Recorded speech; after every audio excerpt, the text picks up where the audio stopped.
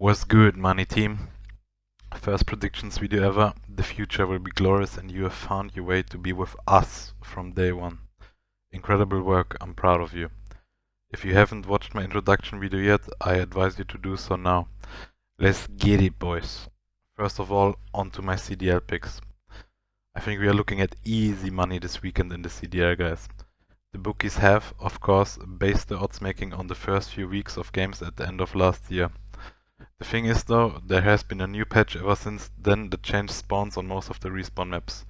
If you pair this with the fact that pretty much every year there's quite a lot of upsets at the start of the new COD, I think the obvious conclusion is that the big boy teams will simply start to outskill the teams that may have looked surprisingly good at the start of the season. Looking at the odds for this weekend though, I don't think the bookies are quite aware of this and still give the lower end teams the benefit of the doubt. And guess what? We are here to be making money, brother. So let's take advantage of this.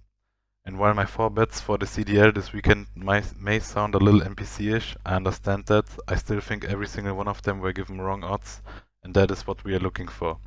So let's get into it. The first bet. FaZe minus 2.5 versus LAG at 2 odds for 3 units. LAG have looked surprisingly good at the start of the first few matches, considering everyone who's kind of into this shit would probably have guessed these guys to be at the bottom of the barrel shit-stains meat milkers of the CDL. But they beat LIT, who are supposed to be a more middle-of-the-pack team, in a dominant trio fashion, as well as going last map with NYSL, who are obviously a pretty scary roster. So I kind of understand why the odds are as high as they are for this game. Pre-patch LAG probably would steal a map from FaZe if they were to match up in the first couple of games of the season. But even if we will still were to be on the same patch this upcoming weekend, referring back to the start of the video, I think these odds are still pretty crazy. But now, with the new patch, I think the individual skill difference of the players on these two teams is going to show, and I'm confident that FaZe is gonna absolutely bop their shit in a quick trio fashion. There is no way this LAG team is taking a respawn map of this FaZe team at this point of the game, when the playing field is even, in contrast to the start of the season where the game is maybe not fully figured out yet and they might have outgrinded them. So the way I look at this bet is that we are essentially getting really juicy odds on FaZe just to beat these guys in the S&D, which is the mode where I see the most potential for things to go sideways. But at the end of the day, all 4 FaZe players used to be S&D kids, so even here I'm not really worried about that at all. Beautiful value, pre-cum in my pants, let's get this money. I got 3 out of 5 units on this one. In case odds drop for you guys, me personally, I would be willing to take this bet down to a price of about 1.80. Second bet.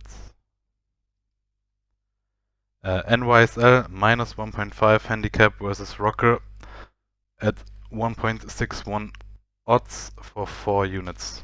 Kind of the same situation as the last game we talked about. Expect for this one, I don't know what kind of huge, fat, veiny ass cock the bookies are smoking. Rocker is the actual bottom of the barrel of the season so far, and it's not even close, winning not a single out of the 3 played games so far. And yes, they have won a map in all 3 of their series so far, but firstly, 2 of those games were against middle of the pack teams, and the other one against Optic, who have not looked impressive so far in the season in my opinion. And secondly, I will also attribute that to the start of the game bamboozle, and because of that I will be happily laying 4 precious units on NYSL to beat these guys in either 3-1 or 3-0 fashion. I don't think I need to say much about NYSL, they have been looking good so far, being 3-0 as well as being the champs winners of last year's game. If you wanna risk it, you can also take the minus 2.5 handicap at odds of around 3, but me personally, I am happy with the line for the minus 1.5 handicap, as I would have honestly expected this bet to be somewhere around the 1.30 to 1.40 range. Third bet. NYSL minus 1.5 versus LAT this time, at 1.83 odds for 3 units. Quite literally the same story as the NYSL Rocker match. LAT have been shocking thus far and I don't see any reason why things would start to change now. In the 4 games they've played yet, they only managed to get 4 maps in total, with 3 of those coming from a 3-0 victory against the ass-shocking looking Boston Breach team. Again, the bookies must have had a stroke from that Zaza back to be putting this line at nearly even money. I got nothing more to say about this one really, other than let's make this money, my G's. 3 units, take this bet down to a price of around 1.66. Onto the Bet365 special bet.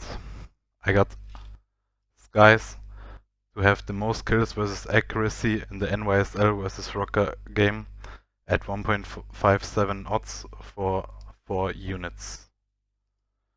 We are going back to the match we already talked about, NYSL versus Rocker.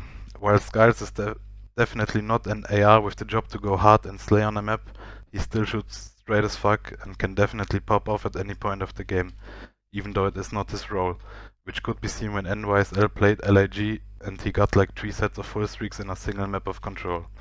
So, this guy to have more kills than accuracy in a series where NYSL most likely completely smokes them anyway, LMA freaking oh guys. Accuracy is for sure the worst player in the whole CDL without a doubt, and I will not be told otherwise. The guy must be really good at stroking the meat missiles. I cannot think of any other reason why that guy would still be in the league. Sadly, I'm aware that not all of you guys will be able to place this bet, as this is an exclusive Bet365 thing, at least to my knowledge, but to everybody who can place this one, enjoy. Definitely my most confident pick in this weekend. I mean, just look at this. You don't need to be a genius for this pick. 4 units on this one. So this is it for my CDL picks for this weekend.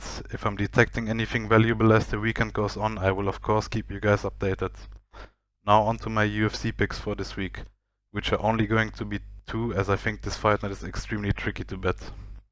So on to my first UFC pick for this weekend. I got Jim Miller moneyline versus Gabriel Benitez at 1.90 odds for 3 units. I don't understand how this is at even odds. At the start of the year, Miller even was a slight underdog. Benitez hasn't fought in about 1.5 years, where he was basically given a free win, and before that one he got absolutely destroyed by David Onama while missing weight by 3 pounds. Miller, even at his age, got all the advantages you can ask for here if you're asking me. The only upside on Benitez is his kicking game, but I don't think that will matter when the fight gets scrappy and Miller's in his face. I do not care about Miller's age here. He's out there hunting his own meat, he got his own cookbook, definitely got the testosterone still flowing, which is why I'm pretty confident even in a 40-year-old. The official prediction is Miller round 1 TKO, could go long as well though, and I hope that we will get the Miller versus Tony Ferguson matchup at UFC 300 to send both of these legends into retirement. 3 units take down to 1.80. On to my second UFC pick for this weekend. In the main event, I got Ankalaev versus Walker to go over 1.5 rounds at 1.66 odds for 3 units. I think both of these guys will be a little more gun shy after the controversial no contest a few months ago. The 3 minutes that we got to see were surprisingly entertaining, at least for Dagestani wrestler standards, with even Ankalaev showing a bit of finishing instinct. I also think Walker earned a little more respect from Ankalaev when he faked to be hurt from that body shot, if you guys remember that, after which he nearly landed a highlight reel flying knee on Ankalaev's chin. Of course, Walker might go for something crazy again and either knocks Ankalaev out early or gets finished himself, but I feel like he doesn't really go for the stupid shit anymore as he did in the past. He looked really calm and composed against Anthony Smith, who he, let's be real, probably could have finished if he decided to commit to it. Combine this with Ankalaev's most likely game plan to lay on Walker and sniff his crotch, I think we got a good bet on our hands here. 3 units, take down to 1.6. So here it is guys, I've just laid down the foundation for your financial freedom going into the year 2024. Like, comment and subscribe. I'll see you guys again on Monday when I will be recapping this week's picks. Money Team out.